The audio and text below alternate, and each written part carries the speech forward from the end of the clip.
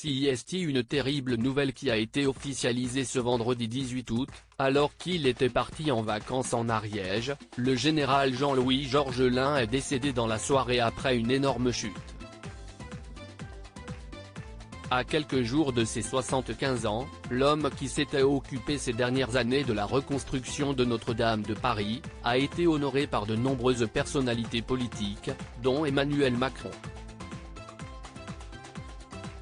Un dernier projet colossal qu'il ne verra jamais en entier. Ce vendredi 18 août, à quelques jours de ses 75 ans, qu'il aurait dû célébrer le 30 août prochain, le général Jean-Louis Georgelin est brutalement décédé lors d'une randonnée dans les Pyrénées ariégeoises. Parti seul pour une randonnée, il aurait fait une très lourde chute à 2650 mètres d'altitude. Son absence avait finalement été remarquée par le gardien du refuge où il logeait. Et la patrouille de gendarmerie, dépêchée sur place, n'a malheureusement pas mis longtemps à retrouver son corps sans vie. Le PGHM, peloton de gendarmerie de haute montagne, est intervenu sur les pentes du Mont Vallier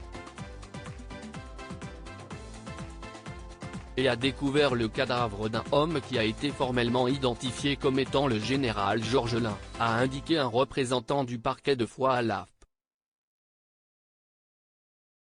La piste de l'accident est privilégiée désormais, même si la brigade de recherche de Foix, à proximité, a été saisie du dossier.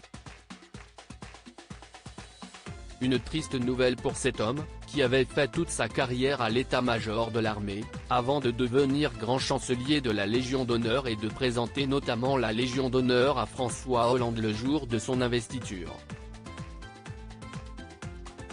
Mais depuis avril 2019, CIST une très lourde tâche qui lui avait été confiée par Emmanuel Macron, après l'incendie dévastateur qui avait réduit en cendres le plafond de Notre-Dame de Paris, le président lui avait demandé de veiller à l'avancement des procédures et des travaux grâce à une commission dont il avait pris la tête.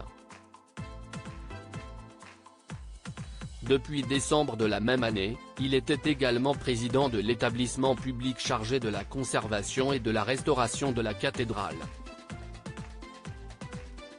De très nombreux hommages dont celui d'Emmanuel Macron et CIST, cette dernière mission qui a été saluée par une grande partie de la classe politique sur X, ex-Twitter, Emmanuel Macron en tête.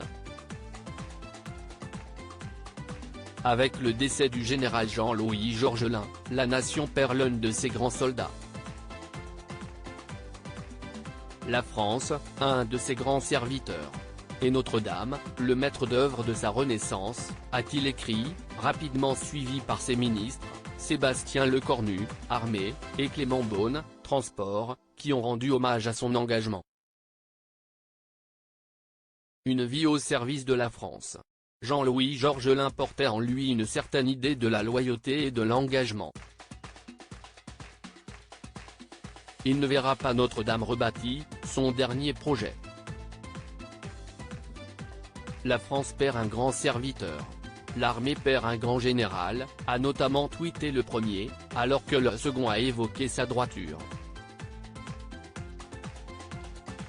La disparition de Jean-Louis Georgelin laisse une profonde tristesse. Sa culture et sa droiture, son énergie et son engagement étaient exceptionnels, a-t-il écrit. Anne Hidalgo, très triste, et Roselyne Bachelot, qui a évoqué son autorité et une efficacité incomparables, se sont également fendues d'un commentaire.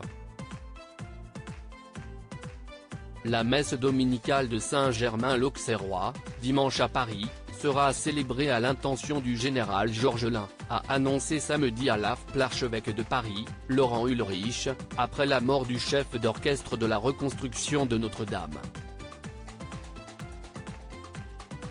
En attendant de connaître la date de ses obsèques, nous pourrons nous unir par la prière à la messe dominicale de Saint-Germain-l'Auxerrois, qui sera célébrée demain dimanche à 11h30 à l'intention du général Georgelin, fait savoir dans un communiqué Monseigneur Ulrich.